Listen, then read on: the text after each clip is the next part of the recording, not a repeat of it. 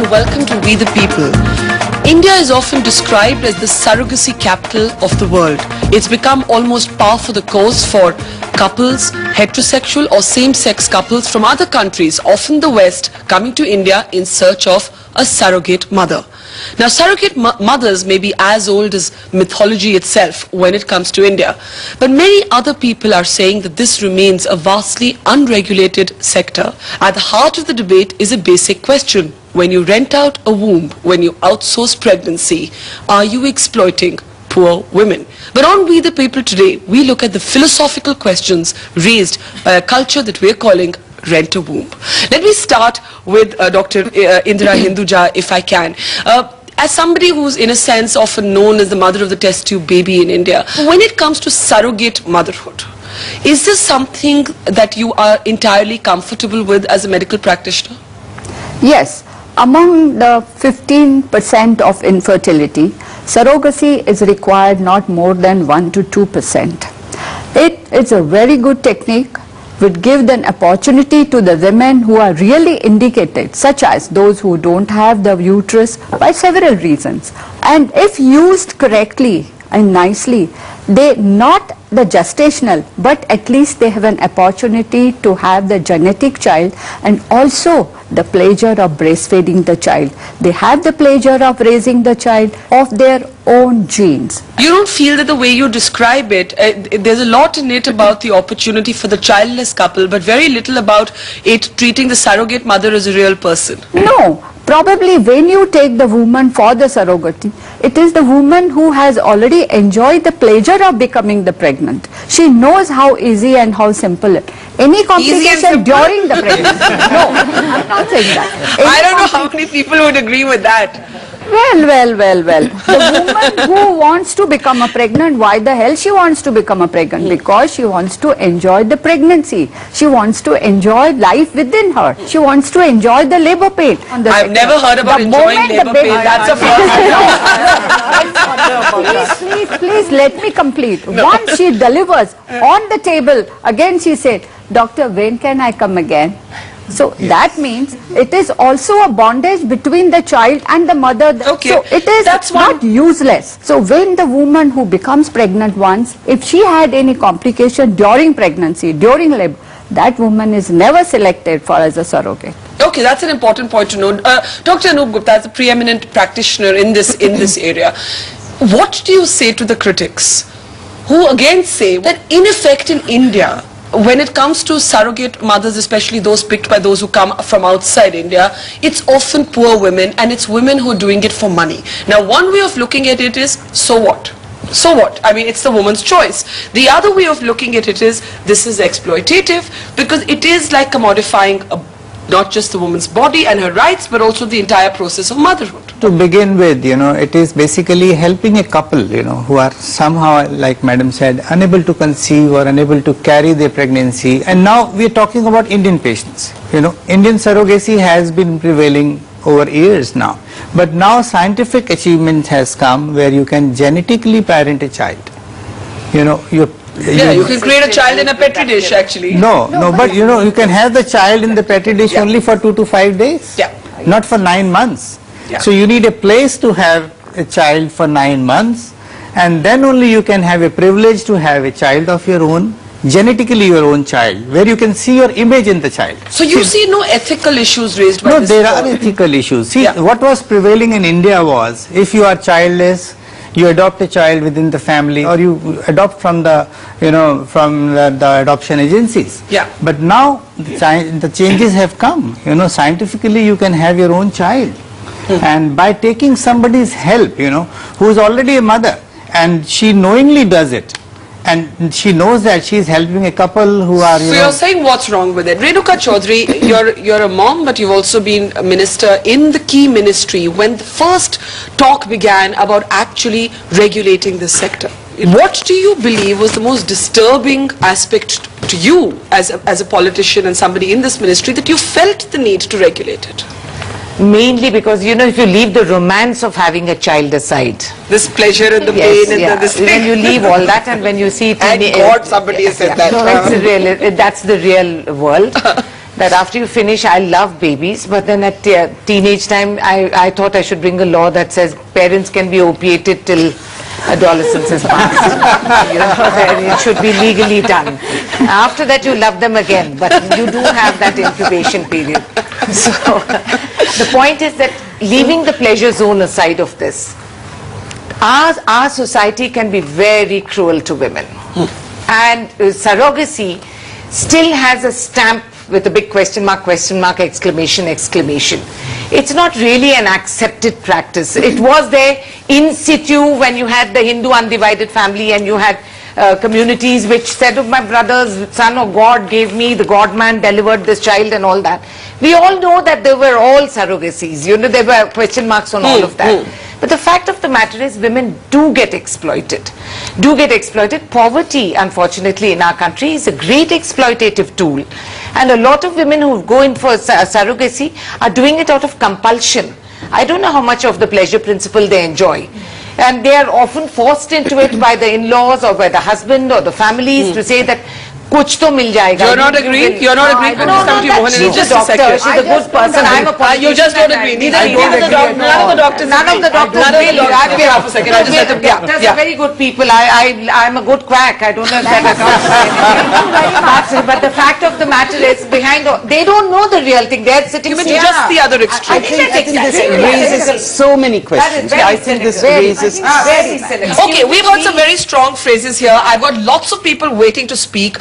Who wants to respond first among the doctors? Okay, you go, since you're the self-appointed quack. Yeah. Consensual slavery, reproductive trafficking. I'll come to you, Dr. Anoop. You Just know, a I second. mean, this is nice. It sounds very good when you talk like that, you know. But the fact of the matter is, we have an intelligent, evolving democracy. We have changing social norms. You can't sit back and hold this even if you went upside down. The fact of the matter is, this business is going on. All that you can do is that you help set direction so that a lot of people, infertility is a very cruel joke on people. There are lots of women who are so under social pressure that they have to reproduce even if they are like rabbits and have lesser respect than a rabbit does. And do you know what it means to be denied a child? And this is assisted reproductive technologies. If you can have frozen peas, which is also science and technology, I don't see why you're doing away with that. I'll tell you what. We've heard two You have extremes. children, doctor. But what's that got to do with anything? No, what's that got to do with anything? That's personalizing the No, debate. it's not personalizing. It's personalizing it. It's like saying only people who have children have a right to have a view, etc. It's not that. You are entitled to your I view. think this reinforces, it pressurizes women further to have children. So it reinforces the stereotype. Absolutely. Okay. Now Motherhood is not genetic. One second. I've got the doctors raising their hands. I've got lots of people.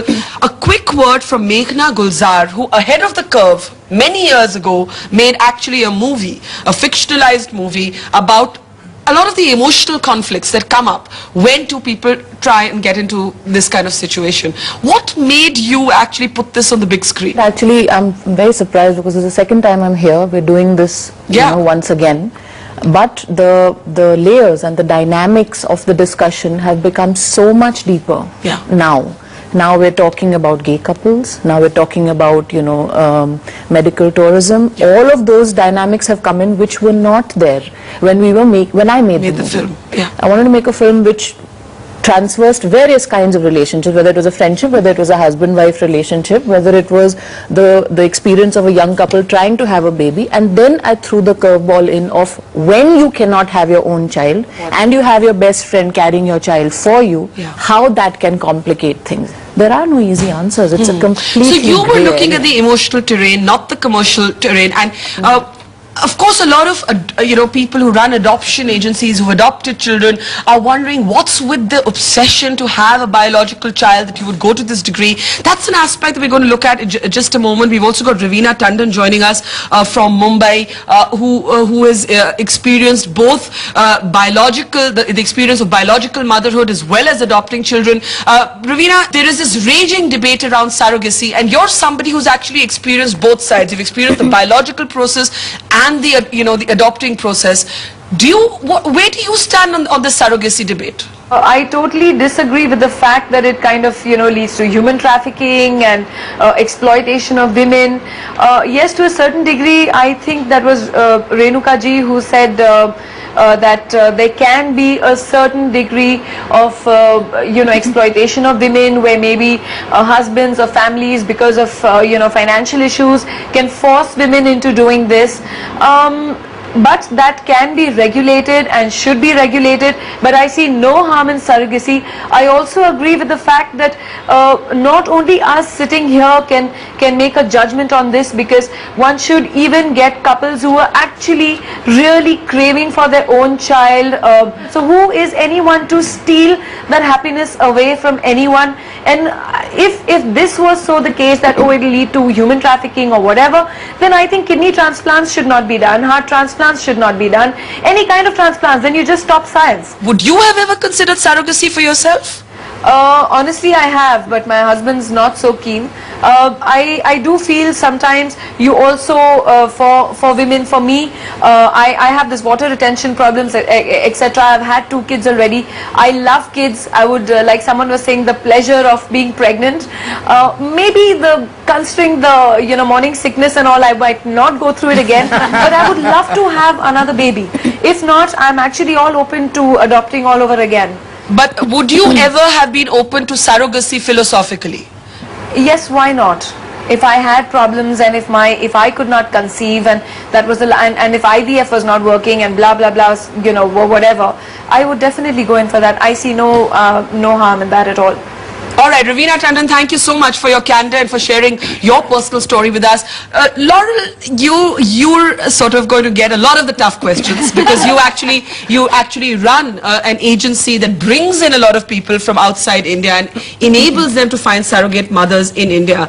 And Professor Mohan Rao, and not just him, but many others, are looking at this as a kind of reproductive tourism. And Renuka, even if you don't call it reproductive trafficking, would you settle on the phrase of reproductive tourism? No, I think that's over-trivializing a very sensitive issue.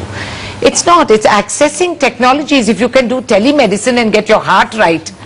I know when I was ill, my doctors were talking to the US on telemedicine to ask how to revive my kidneys. And thank God for that, because I'm alive to tell the This is a tale. woman's body on which you're placing a monetary value. Does that make you uncomfortable as a woman at all? So does selling a kidney or buying a liver transplant. But we haven't legalized the commercial transaction that's what I'm saying. on I body said it's organs. all of that. Laurel, go ahead, and then I'll come to you, Doctor. As a woman and also as someone who's involved in this, as you might see from the commercial perspective, I will say I don't run the agency, although I do work for them. And the question of, does this exploit Indian women? Absolutely not. I think, as a matter of fact, I think this empowers Indian women because... Empower? Yes, Why? because there How? are so many things in the Indian tradition, the way that, sex trafficking, child labor, even the traditional Indian caste system degrades women and puts them below men in so many ways. And the ability to have a child is something that only women have. And these surrogates, not only are they being compensated in a way that they couldn't ever make that money in 10 years,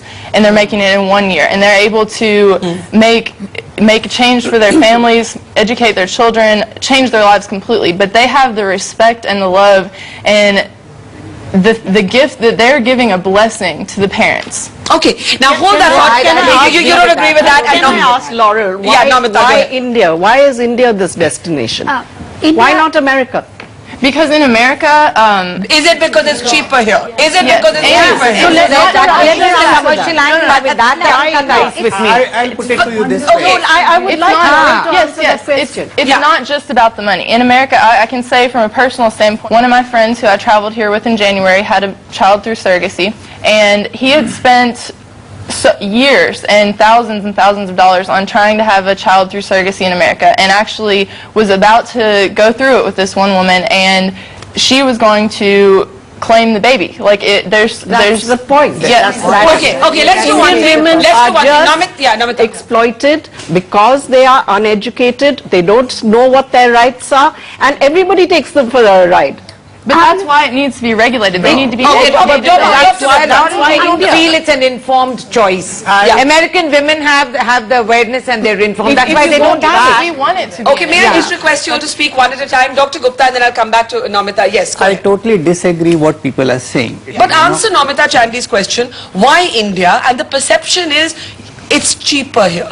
Are we now going to treat women like labor? No. Number one, we are, medically we are the same. We are maybe superior. We have emotional bonding with the patient. We are devoted to the patient. We are into excellence. And no doubt we are cheaper. And we have sources available. So that's why medical tourism is coming into India. But I think Renuka raises an interesting philosophical question that if we are okay with telemedicine, if we are okay with medical tourism in many other areas where also people come because we're good but we're cheaper, should we get all moralistic about surrogate motherhood? I'm going to come to Nandita in just a second. We will be speaking on behalf of these women. Let's hear, I think, from one of them who's actually gone through this. Not just once, but three times up, 3 बारी surrogate mother बन चुकी हैं और अपने बारे में कुछ बताएं. आपके अपने भी 2 बच्चे हैं. हाँ जी. और आपने फिर उसके बाद फैसला किया कि 3 बारी आप तो मतलब एक तरह से 5 बारी you have carried a child. क्यों आपको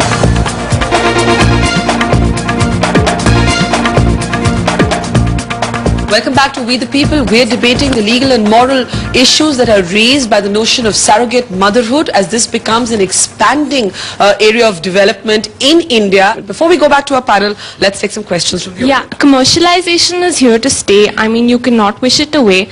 So might as well extend it, try to create awareness among the rural women. You're saying it's here to stay, don't wish it away. All right, before we go back to our panel, let's take some more questions. There has been a lot of studies, those are basically psychological nature nurture studies, that says that we are buying into the image that apna khoon.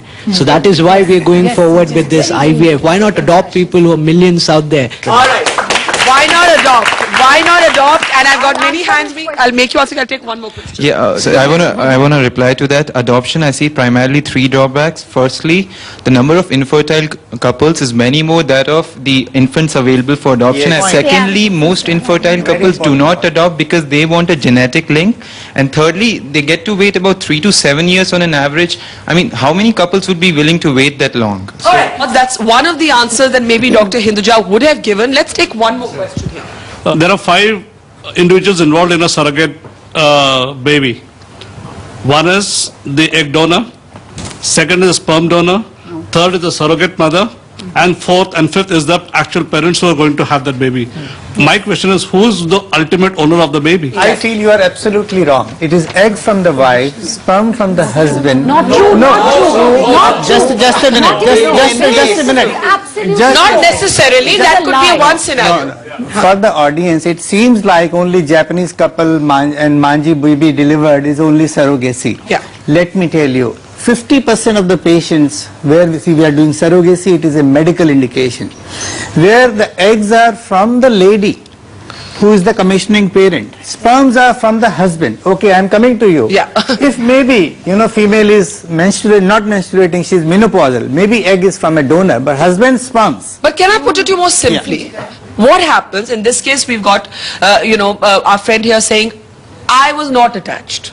What happens if you do get attached? They will never get attached. I put it this way. How can we know that? How can we know that? That's why So how can men we know can't have babies.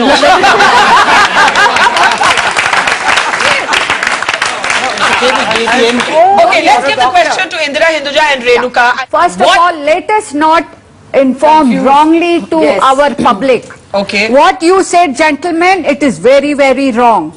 It is a surrogacy is only for the couple's gametes and they are transferred in the another carrier. So don't misunderstand by that's not true. Please don't misinterpret. May I just make a request that we can listen to each other and speak one at a time? If the surrogate mother gets attached, should she have a legal right, ma'am, in your view? She can have that. Namita. She can, but needn't be Very enforced. often, illiterate women who cannot read the print on this agreement that she's being made to sign, she doesn't know what she's signing away. If you go back to 1988, to that classic case of Baby M in America, Yeah. where the mother actually had such emotional attachment to the baby that she gave birth to that it became a big legal case. She did not want to give up that child. Nandita, yes, Under the bill, the surrogate mother does not have a right, even if she is the egg donor, Yes. which is really serious and patently illegal and absolutely not even looking Okay, at her as a quickly then I human go being. back to my surrogate mothers. Dr. Gupta, I've got two women sitting next to me, flesh and blood, real people. It could be that they actually have the stoic sort of detachment, as she said. Equally it could be that somebody does develop an emotion. Your quick response to that? See, my response is, we are talking about 1% of people who will get bonding. But the law must look after those 1% Yes. as well. No, because The nobody law is has to be asking them. modified. Nobody is asking them, are you bonding or not Okay, bonding? ICMR has not even bothered on So what that basis to you is a gap in the present legislation. Uma, as somebody who is also involved in this agency with Laurel, to the fact that the present draft legislation does not address a possible emotional attachment that a surrogate mother could develop, how would you resolve that grey area? Whilst I do believe that the surrogate mother, as a mother myself, surrogate mother, if she develops an attachment to the child, she should have the That's right right. to claim the child. However, the mother is already informed about it, like how doctor said that she knows at the end of the day it is her choice. Nobody can force you to do anything. Okay, one minute. I'm going to go back to me. बहुत यहाँ पे झगड़ा हो रहा है. कैसे हम कह सकते हैं कि जो औरत सरोगेट मदर बनती है, कुछ कहा नहीं जा सकता, कई बारी लगाव हो भी सकता है, आपको नहीं हुआ. Children has she got? Biologically आपके दो जो बच्चे हैं वो लड़का लड़की है, क्या है? दोनों बेटे हैं. बेटे हैं, दोनों बेटे हैं. अच्छा. That's a difference. You think that makes a difference? Yes, of course it makes a difference. That's an interesting point in our patriarchal society. अगर यहाँ पे कहा जा रहा है कि अगर आपकी दो लड़कियां होती तो क्या आपका नहीं, रिस्पॉन्स? सिर्फ आपकी बात नहीं है, किसी और की भी ऐसे हो तो फर्क पड़ेगा. अगर मेरे पास बेटी भी होती तब भी मेरा यही रहता, क्योंकि ये मेरे पास ऑलरेडी है. There is another person here who doesn't want to reveal her identity, but who is also undergoing this process. In fact, she's just begun. आप पहली बारी ये करने जा रही हैं, तो क्यों आपने ये फैसला किया? ये for my childrens, because my husband, मेरा हस्बैंड मर गया. बैकग्राउंड मुझे फाइनेंशियली बहुत मुश्किल हो रहा है, इसीलिए बच्चों को पढ़ाने के वास्ते. आपको डर लगता है? यहाँ जो चर्चा हो रही है वो ये है कि बच्चे से लगाव हो सकता है. नहीं, दूसरों के वास्ते कर रहे हैं ना, इसीलिए. आप आसपास के लोग को क्या बोल रहे हैं? आप बता रहे हैं कि आप ऐसा कर रही हैं? नहीं, मेरे भाई फिजिकली हैंडीकैप है. भाई physically handicap and my mother stay with me only. आपके बच्चे हैं? हाँ, एक लड़का एक लड़की. उनको बताया आपने क्या कर रहे हैं आप? हाँ, बच्चों को बताया मैंने. पर आसपास के लोग को नहीं बताया? नहीं बताया. आपको इस बात की जानकारी कैसी हुई? मैगजीन में पढ़ के. तो एजेंट किसने कांटेक्ट किया आपसे? नहीं, डायरेक्ट मैं हॉस्पिटल को, भैया दिल्ली में रहते हैं, उनके पास आके. No, but here's the thing. It's not illegal. So let's not talk about it like it's some underground racket. It is legal. It is legal. It's not a question. This is a classic. You have a woman who's hiding her identity. Yeah. What compels her to do that if it has legal sanction and social recognition? Okay. Now the two doctors take that on. A quick response. See, these angels, I call surrogates as angels, they are giving... Because of that study. No. What's the study? Not an angel, not a whore. Not an angel, not a whore. They are not angels. Only doctors call them Let me angels. tell you, what is happening in Thailand is a bad thing. What is happening in India? No. How do you say that? See, I mean, these are sweeping judgments, doctor. I think you should stick to doctoring. All right, Dr. Hinduja. Yeah. These women who are really needy, and it is our responsibility, whatever she's been signed, it is our responsibility that she gets it, no middleman exploit, and everything is big. Such women are looked after so beautifully. The couple sends the car to her jhopda, Jhuggi Jhopdi, to bring her for the medical term. No, doctor, I agree with you that for 9 months it's paradise. The woman has nutrition, food, but that's not the answer. At the end of that, she got 5 lakhs. She has never seen that. There'll be 10 men in our house who will rob her of that 5 lakhs. Renuka, this is the philosophical debate that she gets 5 lakhs at the end of it. It makes her happy. Suppose should we sit in judgment on that No, choice? not at all. Okay? Should we, holier than thou, sit in No, judgment no, that's what on I that said. choice? I ask you all to hold that thought while we get David Ellis up. David came through Laurel's agency. He's gay, part of a same-sex relationship. First, I'm going to ask you, David, because this question has been raised here. Why did you not consider adopting? I think the difficulty was that obviously being in a same-sex relationship, it's incredibly difficult to adopt, specifically in Asia. I think if I'd have been an American or US citizen, it's a lot easier to do that. And ultimately, I wanted to have a family of my own, and surrogacy ended up being the only route that I could take. Okay, so adoption was too difficult, but people here are saying that when money comes into it, it makes it a very awkward commercial transaction. Did you feel that about your own, because we do know you were able to successfully find a surrogate mother and have a child. Did you feel that? Would you call this, in a sense, procuring a child from the market? I think there is that element associated with it, yes, but I think that it's an incredibly huge thing to enter into. And for someone that wants to have a family and has chosen to take that route, and that was one of the only routes open to me, that's the road that I chose. Many people here, David, are criticizing surrogacy, saying that it's the poor in the end who get exploited. How would you respond to that criticism? I don't believe so. I think that they're incredibly well looked after. I think they've made a decision to go into surrogacy to help their own lives, and not only help their own lives, but help people like me to fulfill my dream, which is to have a family. In your case, David, the egg donor is different, the womb carrier is actually different. Who is the mother in your view? Well, I obviously see that my child wouldn't have come into this world without the surrogate, and so actually also under British law the surrogate is considered to be the mother.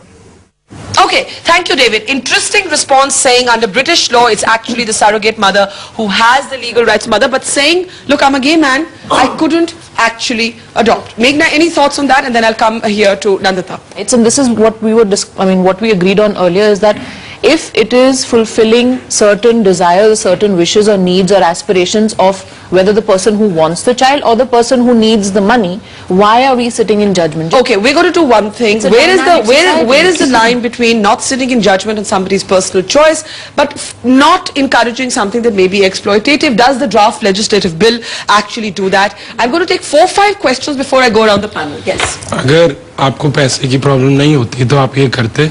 नीलम से आप पूछो। हाँ जी help के तौर पे करते। अगर आपके अपने बच्चे नहीं हो पाते तो आप किसी और से ये करवाते? शायद मैं अडॉप्ट करती। तो आप कह रही है लेकिन अगर आप अपने बच्चे पैदा नहीं करती, आप शायद अडॉप्ट करती। हाँ जी। So very interesting. Namita, that probably happens you. See, well, in a sense, but I look at this as backdoor adoption. Without all the rules, without all the regulations, without all the international conventions, there's nothing protective in this whole thing. The child is least protected. You take baby Manji, for instance. 3 mothers and 1 father. What are you going to tell that baby? Okay, for the doctor's part, I thought somebody has a question here. But something that works for surrogacy, I think, is that the child knows who his or her parents are, and as against adoption, he can never really find out. Do we see 2 twin brothers here? Yes. I got a bit confused for a second.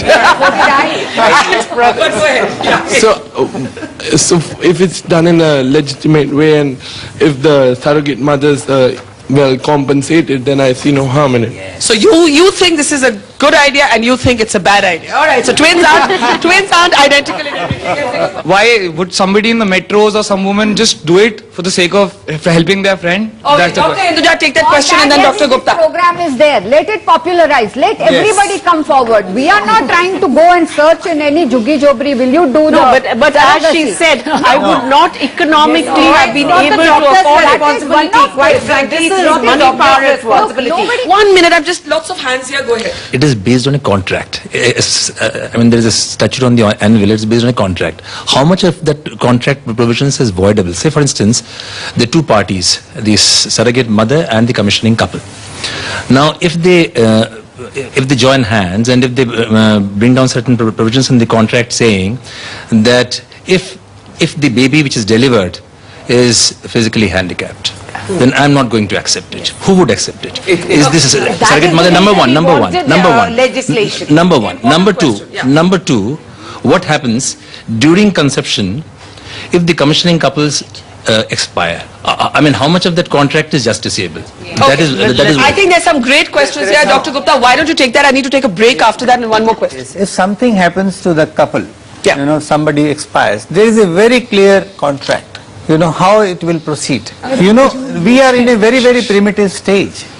We are in a learning stage. It's a nascent stage. It's a nascent stage. And now we are not lawyers, we are doctors, but we have to act as lawyers to guide the lawyers. But Dr. Hinduja, what should happen? How are you going to guide in this issue? How is it your business to say that your business is assisted reproductive technology? How is it your business to say that the law should do this? Renuka, let me understand your position because I'm a bit confused. You actually support regulating the sector, but you're seeming very troubled by it. No, I'm not. I'm saying it's not the business of doctors to be involved in the regulatory authority. Okay. Their business is to help assisted reproductive technology. That's what we are help saying. a man and a woman or two men or two women or whatever. Okay. Please have your babies. And the rest of the business is that for judiciary or legal people to stay not in judgment of what is happening. Not in moral judgment of other people's personal choices. Not. I think we are a nation of hypocrites. Yeah. We always do this. We want the legal clarity that in the untoward incident, it is a very important question. The child has to be protected. It's a very important question. The surrogate mother has to be protected. Yeah, okay. I need to head for a break. Do you want to make a quick point? I just want to state what the Warnock report of 1984 said. I quote, "It is inconsistent with human dignity that a woman should use her uterus for financial profit and treat it as an incubator for someone else's child." Yeah, but that's 1984. We are in 2010 now. We are in 2010. It's not relevant. Doctors, laws are all right. I have to bring down a hammer here to have some order in the proceedings. You have been wanting to make a point quickly and then to Dr. Hinduja and then a break. The legislation also requires that they're psychologically screened before ever even entering into surgery. But what about his question? If the child is disabled, can the child end up getting abandoned and being nobody's baby? Please let her answer. That particular issue may not be addressed by the legislation, but that's where agencies like mine come into play, because we make contracts that specify things like that. We specify things that you would never even think would of possibly happen. Would you say even if the child is disabled? Under our contract, the intended parents keep the child if it's disabled. Okay, all right, that's an important clarification. Has to come into the law. You have good agencies, you have bad agencies. Yeah, fair enough. Bad agencies will exploit the weakness in the law. I think that's fair. Has to be in the law. And I really would like to know how many parents would use surrogacy in India if the surrogate mother had the right after the birth of the baby keep the child. That child. No, but how many of them would opt? Dr. Hinduja, is that something that needs to change? No, it might. But at the same time, the lady who has delivered or who has carried the pregnancy can have the right to keep the baby. But she has to keep the baby under whatever conditions is being given. If the baby is abnormal, it is the genetic parents who had to look after the baby, but for some reason or the other, if they have to terminate that pregnancy, which is abnormal, and they don't want to carry it, also entirely it is a responsibility of genetic people to look after the woman during that process. But the law needs to address all of this specifically. That is what the draft says. It says. The draft says that in the event that the contractual parents don't want the child for whatever reason, and if they don't claim the child within a specified period of time, the child may be then given legally Indian citizenship and given to an adoption agency. Exactly. So in other words, win-win situation. Okay, once again, Namita wanted to say something. It's just a win-win situation for the couple who are doing this. Because if the child, something's wrong with the child, they have no liability. Are there any provisions had two children. Okay. Now, once again, Renuka, Indira, Namita, I need to take a break. In the last segment, we're going to ask our panel, how do we make it a sensitive legislation, and take final comments from a panel and the audience. That's coming up in a short while. In the last segment of a very heated debate on surrogate motherhood, we are going to get final comments from our panelists, but before that, we're going to hear from the audience. I work for a women's group, both of us, my colleague and me work for a women's group based in Delhi. We have been engaged in the issue of ARTs and surrogacy for over 7 years now. When we got to know about the bill, and we actually got the bill in our hands, we noticed that the drafters of the bill were completely from the industry. Only doctors, a couple of lawyers here and there. As expected, it totally protected the rights of the doctors, of the industry, of the market. So you're saying that this is a bill that needs the input of several other people. Yes. Okay, that's a thought. Let's get another input here. Yeah. Let's look at it in the context of globalization. What do we have here? We have different global value chains. On the one hand, we have women migrating from the developing world to the advanced industrialized nations to make money. On the other hand, we have couples, rich people from advanced industrialized countries coming to the developing world. But in both the instances, the asymmetric exploitative relationships are not changing. Okay, that is, I think, an important thought to pass. You want to add quickly? Yeah, I'd like to add about the health of the surrogates. What the bill 2008 bill said was that she can undergo embryo transfer about 9 times. She might have children of her own. 6 times, if I'm not wrong. No. This is a valid thought. How many times should a woman actually do this without risking her health? We will ask both the doctors to respond to this, but I've got somebody behind this screen whom I'm going to have to, for the purposes of this argument or this conversation, call Mr. X, who is a single man who came to India also in search of a surrogate mother. I'm sure you'll be listening to this very, very heated debate. How do you respond to some of the ethical criticisms, sir, that are being raised here on this platform? I think this debate is important, but your concerns, you are concerning about things that are not documented. I can understand that there are questions, but from my point of view, I have been married for 5 years and we didn't have a child. Now I am divorced. This is the ethical way to do for me. Listen to what I am saying. I'm a divorced man, 33 years of age. My parents are telling me, why don't you find a girl to marry and have a child? And that is exploiting a woman. But I am... That's an interesting take on it. Go ahead, complete your thought. I live in Norway with my parents and sisters and brothers, and I came to India to do this, and I feel very comfortable doing it in India because I did some research on where I could do this. I spoke to some people in East Europe. I also did some research in USA, and then I spoke to the doctor in Delhi, and immediately I got the right feeling that this is the way, this is here I want to do this. Can I ask you though, if your child grows up and wants to meet his or her mother, would that be something you'd be open to? Yes, I'm going to be open about this. Also to my child and to the society around me in Norway. I don't see any problem with letting my child meet the surrogate mother. I have also contact with the surrogate mother after the delivery. I want to know, if you're going to be open about it to your child, why would you want to not reveal your identity? What's the thing to keep this a secret? Yes, this is a good question, because I'm going to be open about it to my friends and relatives, but that is something totally different from being open in the media, on a TV. And I can choose to be open, to be open, but I don't want my child to be exploited on the media. Fair enough. Why didn't you think of adopting a child instead of going through this route? Yes, that's also an option. In Norway it's possible, but in Norway it's a very, very difficult and long process. I'm just going to ask you, Mr. X, one last question, because I'm running out of time.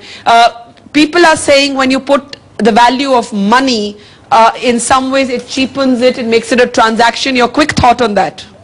In USA there are some states saying that surrogacy allowed so long as they are not receiving any money, and they are still doing it. And will that be correct and ethically okay?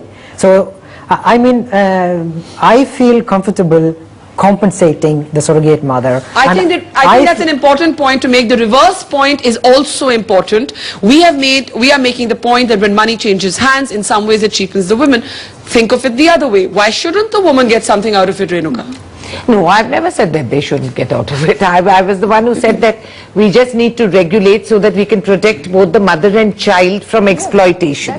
And that is my primary concern. In adoption, okay, now I'm going to take, I've just got time for 2 more audience questions, then I've got to wrap up.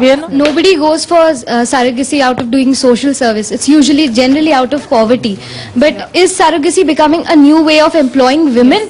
Our country has no other way. Yes, it is. And we don't want Okay, to give the full is surrogacy becoming a new way of employing women? A very provocative question, and the last audience question here before we take final comments. I just want to know whether the surrogate mother has the right to say no, I mean in middle of pregnancy and all. she doesn't. Because Why? if she No, is she able can to She can But we are at the end. She can say no. Huh? She can say no. She She can. doesn't want to carry the pregnancy. No. She can terminate the law. She can terminate So she the can say no. contract. She can. Now let's do one thing. She Let's can. go around. Let's go around the panel. What have we taken away from this heated debate? There is a draft legislation. What would we like to see in that legislation? Meghna, what is the overwhelming thought you're left with at the end of this debate? That it's an inherent human problem or issue, and it needs to be tackled in an emotional and a philosophical way as much as a legal and a rational way, because human beings are dynamic. Mohan Rao, what would you like to see in that legislation? I think this should be scrapped. I think we have an Organ Donation Act which bans sale of organs. I don't see why we should have now legislation which permits renting of organs. So I think we should have something like a regulation of trade in organs and tissues act, specifically also protecting the surrogate mother. And I think and it should only be about altruistic surrogacy. And not commercial. Not commercial Nandita? surrogacy. I agree with Dr. Mohan, and I would like to say Laurel repeatedly has said on this show that the culture in India is anti-women, the culture in India is wrong. And I take serious objection to that. Women are commercialized, women are ill-treated as much in the West as they are in India, and often they don't have a domestic violence choice. is there in You know, advance. the egg donor Couple is another woman, the husband wants a genetic child, like what happened in the Japanese case.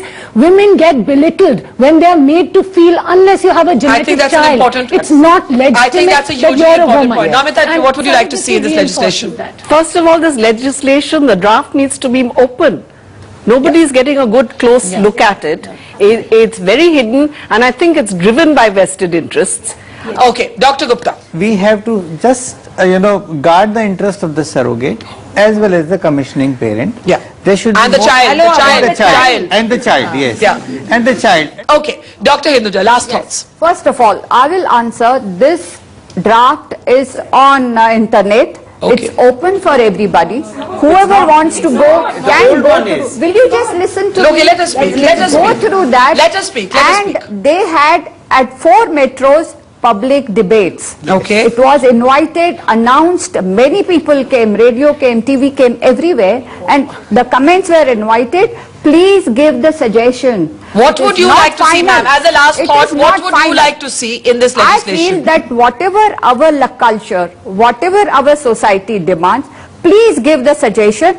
It is ready to change. So Don't give your think comments, this all is- of you in that corner, all of you in that corner. Renuka. I do believe this is a demand-driven situation that we are facing. And we really don't have a black and white It's a answer. very grey, it's a very grey zone. So It's a very we grey need to zone. start with a very basic draft that will give protection to the 3 human elements. I think we And can let me close. tell you, that draft is not final yet. Fair enough, it's a draft. It's not final. And I think that's an important point to It make. has to undergo changes. There is a draft out there and it needs to be debated. It is complex, I think, and I think we must never forget. That's why it's been a draft for 8 years now. It has been a draft for 8 years, but I think what's important to not forget is that there are people involved, and I think as Meghna said, people are dynamic. People come with all kinds of complexities, emotions, also cultural values aren't what they are, and I think we will have to look at this in a much more deep and complex way,